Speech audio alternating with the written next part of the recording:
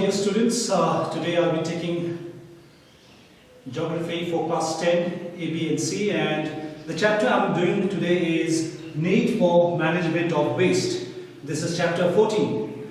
So, why do we need to manage waste?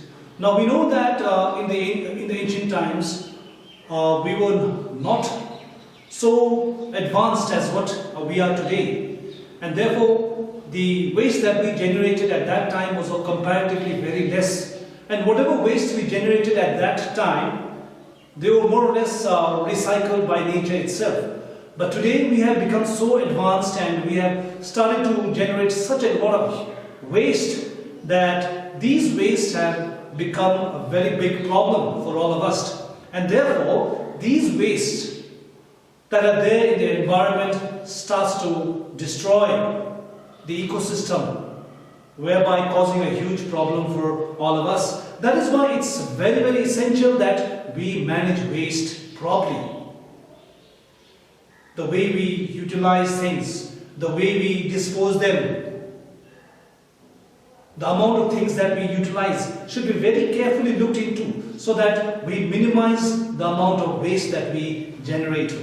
So, due to the global pollution, following dangers threaten the survival of the ecosystem.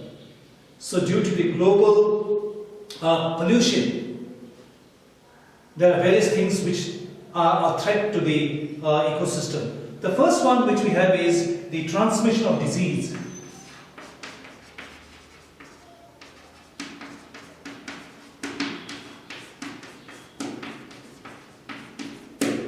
Transmission of disease. Now we have various, when we dispose waste.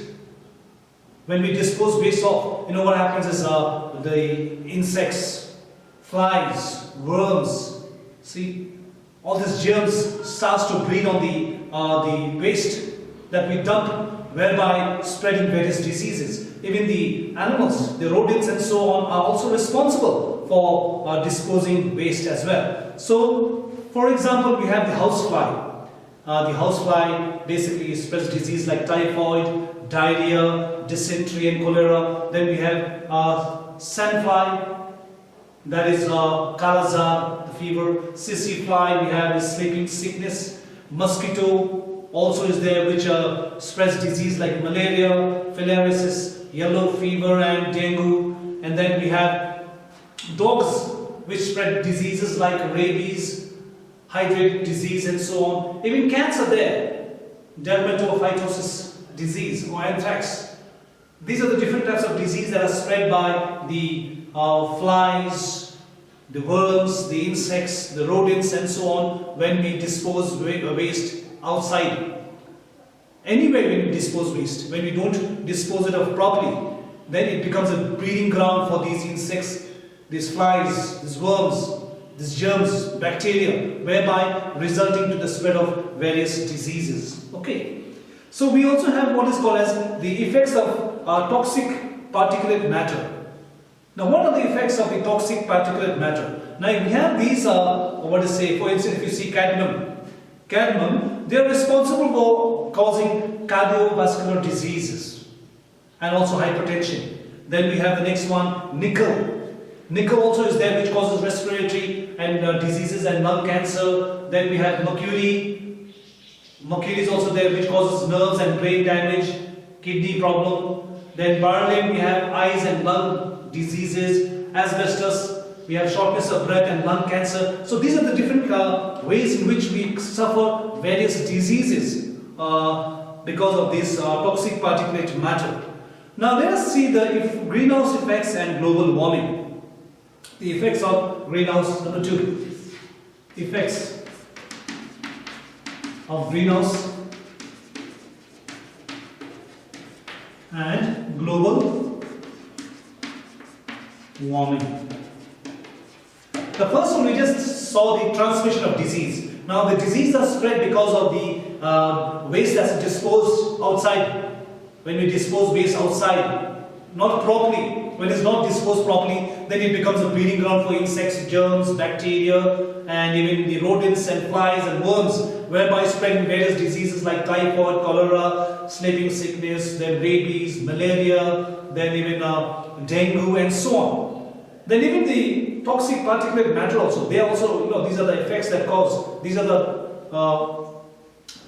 ways in which we suffer also in different ways, like we have different sicknesses like respiratory disease, nerves and brain diseases, lung cancer, because of this toxic particulate matter. Now let's see the second one, that is the effects of greenhouse and global warming. Now what is greenhouse effect? Greenhouse effect basically means the increase in the temperature of the earth. Now the temperature of the earth mainly increases because of the greenhouse gases like carbon dioxide, water vapor. See, these are the main aspects. See, carbon dioxide and water vapor, they absorb the heat and thereby increasing the temperature of the earth. So greenhouse gas, like I told you, carbon dioxide and so on, when they absorb the heat, the temperature of the earth increases, whereby causing global warming. Okay, so then what happens now when the temperature of the earth increases? When global warming takes place, what happens? The iceberg starts to melt, the glaciers starts to melt, the water level in the coastal areas increase. See, islands will be submerged underwater. There will be areas where they may be having severe drought. There will be areas where they will be having torrential flood and rainfall. Torrential rainfall whereby causing flooding. So these are the disbalances that take place because of global warming. See? And that mainly happens because of the greenhouse gases that traps the heat of the sun inside the earth, whereby increasing the temperature of the earth, resulting to the melting of the glaciers and ice, whereby the water level will increase and thereby coastal areas get submerged, islands get submerged. See, there will be areas where they will be having torrential rainfall and flooding. There will be some areas where there will be severe drought and so on. So these are the effects of the global warming. Now, depletion of ozone layer, number 3.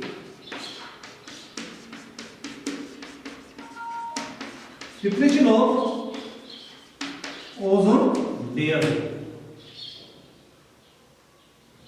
Depletion of ozone layer. Now, see, the first one which we did is transmission of disease. How disease are spread and what are the different ways in which disease are spread, what are the different types of disease that occur because of the worms, the flies, the mosquitoes, the insects and so on. Then the effects of greenhouse. See, greenhouse, I told you, is the increase in the temperature of the earth because of the global greenhouse gases. And when the greenhouse gas is there, the temperature of the earth increases, whereby the global warming takes place. And when global warming takes place, the glaciers and the ice and all those starts to melt, whereby causing a severe danger to the world. Then we have the third one, depletion of ozone layer. Now, what is depletion of ozone layer? Now, depletion of ozone layer, as we know that the ozone layer is basically in the stratosphere. It is in the layer called as the stratosphere. Now, the ozone layer mainly depletes because of the harmful gases that are released into the environment. There are different gases which we'll be studying, like the CFC, chlorofluorocarbon. Then we also have what is called as nitrogen oxide. Then we have the uranium, thorium. All these things are there. When they are released in the environment, they are the ones that deplete the ozone layer. Now the ozone layer is depleted to quite a high extent. If you see the North Pole and South Pole, more than 50% of the ozone layer is depleted there, in the North Pole and South Pole. Around 4% is depleted in Australia and New Zealand, and around 3% is depleted in the Indian subcontinent. Now, the major reason, if you see in the North Pole, see there's an ozone hole created there. Why is it so? It's because of the extremely low temperature there. Now I told you the main reason for the depletion of ozone layer is the release of the harmful gases like CFC and so on. they are the main cause for the depletion of the ozone layer. And we know that the ozone layer is very important to us because it protects us from the harmful ultraviolet rays of the sun. Okay. Now let's see the cause of destruction of the ozone layer. What are the causes? The first one is CFC, chlorofluorocarbon. It is a synthetic chemical which is released from the industries. Chlorofluorocarbon. It's a combination of chlorine. Fluorine, and also carbon atoms. Chlorine, fluorine, and carbon atoms. Chlorofluorocarbon. Then the next one we have is nitrogen oxide. Nitrogen oxide. Now this nitrogen oxide is mainly emitted from fighter jets, and also supersonic planes.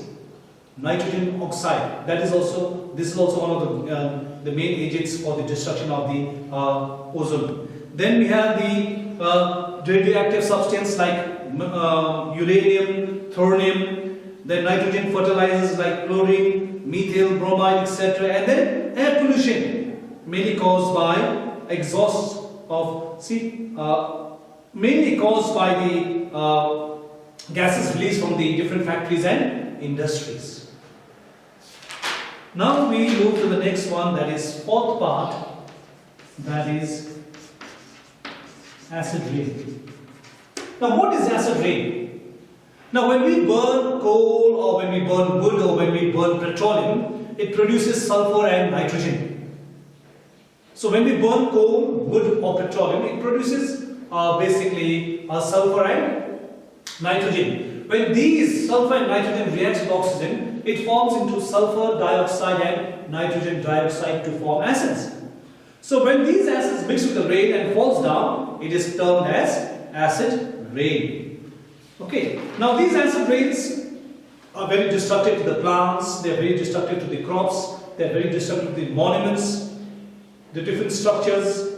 It destroys all of them. So these are the different ways in which the acid rain causes a harm to the plants. It destroys the plants, the crops, the monuments, the vegetation, all of that gets destroyed.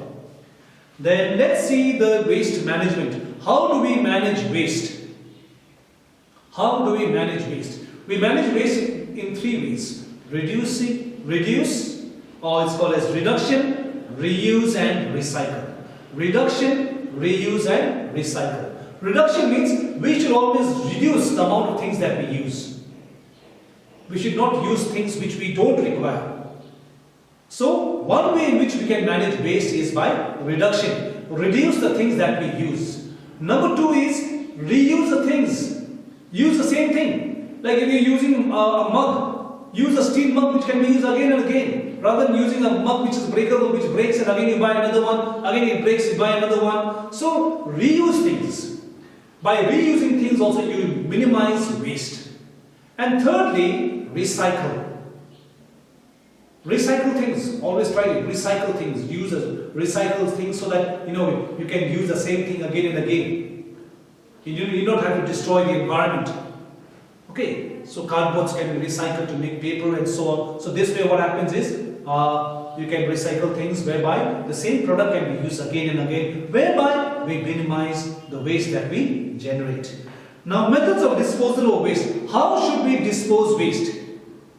When we consume things, then we tend to generate waste. So how do we dispose waste? The first way in which we dispose waste is by segregation. Separate the things that we generate. Separate the waste that we generate. For instance, we have a green colored dustbin. The green colored dustbin should be used for the biodegradable waste, which can be degraded by itself. Green colored dustbin. Then we have blue colored dustbin. These blue colored dustbins should be used for basically non-biodegradable waste, like plastics and things and so on, which cannot be bottles and so on, which cannot be degraded, non-degradable waste. And then we have red colored dustbins, where we use the dustbins mainly for the medical waste, pathological waste, clinical waste, okay, and also waste, infectious waste and so on. All these type of waste that we generate from the hospitals and so on should be dumped into the red colored bins. So these are the three ways in which we can dispose the waste. Now after we have after we have collected the waste in different containers, like green for the degradable, blue for the non-degradable, red for the pathological or hospital waste, then how do we dispose it? Then we need to dump them up. So when we dump them up, we should always dump them up by digging a huge pit. And after we dig a huge pit, we dump all the waste there and then we fill it up. We landfill the area. So that way also we can dispose waste in a very safe manner. Then let's see the next one, that is composting. Okay, let's see next one, what is composting? Now what is composting?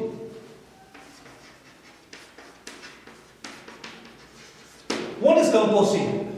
Composting is basically a waste disposal technique where biodegradable waste is decomposed by microbes and the waste is converted into manure. So composting is basically a waste disposal technique where biodegradable wastes are decomposed by microbes to convert it into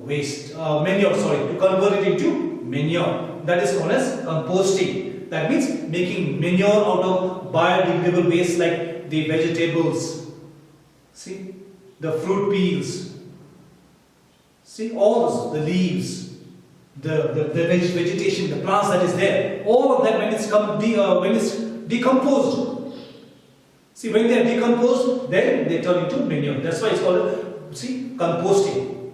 That means waste disposal technique where biodegradable waste is decomposed by microbes and the waste is converted into manure is called as composting. Now there are two ways. One is aeration, that means with the use of the air, involvement of the air, oxygen, and then the other one is anaerobic composting, where the manure is created in the absence of oxygen. So these are the two ways: aerobic composting and anaerobic composting. Then after we have also done this, then let's see the drainage. Drainage also plays a very important role when we dispose things off. If we have a proper drainage system, if the drainage system is well maintained, then whatever things we have to dispose of can be disposed of properly in the proper channel and directed to where it should ultimately go to. So drainage plays a very important role in the diversion of different waste or water or whatever materials are to be released out. Drainage plays a very, very important role. Now, treatment of effluents before discharge. Before we discharge the effluents, how do we treat it? Even the water that is there, we need to treat the water. The first one is sedimentation. When we store water in a tank, it has to undergo through a process called as sedimentation, where the water is collected in the tank and all the sediments are made to settle down, so that the water becomes slightly cleaner, purer. That is called as sedimentation. Then the second one is coagulation. Coagulation is a process whereby aluminum sulfate, a coagulant, is added, so that the particles that are there basically are turned into a bulky substance, whereby they are easily extracted out from the water. That is because of the aluminum sulfate that is there, a coagulant which coagulates the substance, the particles that are there, which makes the particles slightly into a bulky form, whereby they can be easily removed from the water. That is number 2, that is coagulation. Then filtration. Filtration is also a third way in which we pure the water. The water either has to go through some sand filtration process or through some coal filtration process, whereby the water becomes slightly purer, cleaner. And then lastly we have this process called as disinfection. Still, when the water still has to undergo a purer process, then we add chlorine to it. We add either chlorine or bleaching powder to it. So when we add chlorine or bleaching powder to it, then the water becomes purer, much more cleaner and safer. This is the primary treatment. Then we have the secondary treatment. The first one is softening of the water. Now the water needs to be softened. So in order to soften the water, lime and soda ash are added to water. So in order to soften the water, lime or soda ash is added to the water to make it free of cations of calcium and magnesium. So in order to make it free of cations of calcium and magnesium, we add soda and lime. Then we have the second one, that is aeration. Now to make water drinkable, we need to pump in, what is it? Oxygen. That means to make water drinkable, we need to pump in oxygen into it. That is the next one. And then we have the sixth one, that is incineration. How do we dispose waste? Incineration basically means it's a huge furnace. It's a huge furnace whereby all the waste is dumped into the furnace and they are burnt up so that 90% of the waste is reduced. 90% of the volume of the waste is reduced, and therefore disposal becomes very easy. That is the process called as incineration. Burning the waste, whereby reducing its volume and size and thereby making it very easy for disposing it. Then we also have another one is called as scrubber. Scrubber is also basically a process whereby water is sprinkled in the chamber, and when water is sprinkled in the chamber, as the gases move up, the water is sprinkled in the chamber whereby these water particles will cling onto the dust, the air particles, the gas particles, and then draw them down, whereby they are prevented from being sent into the atmosphere. That is called as scrubber. That is also another way in which we can minimize the waste that we generate in the air, or the gas that we release of the gas into the air. We can minimize the release of gas into the air, the harmful toxic gases. Then we have the last one, that is electrostatic precipitator. Now the electrostatic precipitator is a device that uses an electric charge, that uses the electric charge to remove certain, impurities from the air or other gases. That means electrostatic precipitator is basically a device that uses electric charge to remove the gas or impurities from the air. So that is the last aspect that we do. So I guess this is the end of the chapter which I have done. I may have hurried a bit fast. I'm sorry for that. But please do study it. Go through the chapter well, and make sure you do your exams well, and prepare well for your ICSE board exams as well. Thank you so much, and have a great day.